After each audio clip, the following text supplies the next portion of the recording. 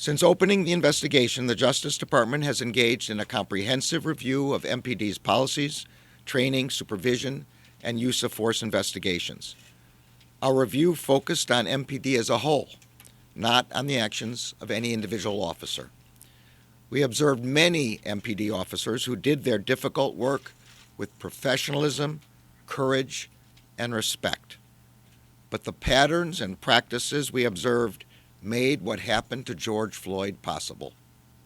As one city leader told us, quote, "These systemic issues didn't just occur on May 25th, 2020. There were instances like that were being reported by the community long before that." The Department of Justice has concluded that there is reasonable cause to believe that the Minneapolis Police Department and the City of Minneapolis engaged in a pattern or practice of conduct that violates the First and Fourth Amendments of the United States Constitution. There is also reasonable cause to believe that they engage in conduct that violates Title VI of the Civil Rights Act of 1964, the Safe Streets Act, and the Americans with Disabilities Act. Specifically, we found that MPD and the City of Minneapolis engages in a pattern or practice of using excessive force, unlawfully discriminating against Black and Native American people in enforcement activities, violating the rights of people engaged in protected speech, and discriminating against people with behavioral disabilities and responding to them in crisis.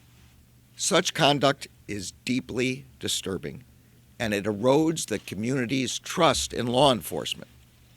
To the credit of MPD and city leaders, some important changes have already been instituted.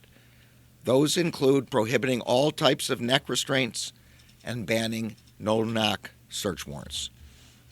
But as the report outlines, there is more work to be done. The Justice Department is recommending 28 remedial measures that provide a starting framework to improve public safety, build community trust, and comply with the Constitution and federal law. As I noted at the outset, in an important step toward reform, the City of Minneapolis and MPD have signed an agreement in principle with the Department of Justice. This agreement commits the City and MPD to work with the Justice Department, the community, police officers, and other stakeholders to address the problems that we have identified. While the world watched the tragic events in Minneapolis, those events devastated our community. In Minneapolis, we reached a tipping point long in the making and born of a flawed system, but also irrefutable. And now, on this day, we are at a turning point, and there is the hope of change through justice. Following a thorough Department of Justice investigation, we have the resolve, the right people at the table, and the legal foundation to make fair and lawful policing a reality for our entire community. Change will not happen in an instant. It will be a progression. But I believe it can and will happen. Our success won't be relegated to a report. It won't be relegated to compliance figures or a judge's signature.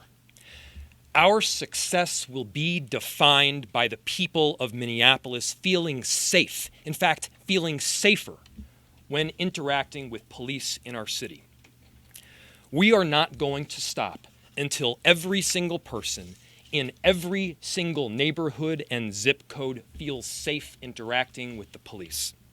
I look at this not as a list of reforms that have to be done that we're just going to check off one after the other and try and be done with this.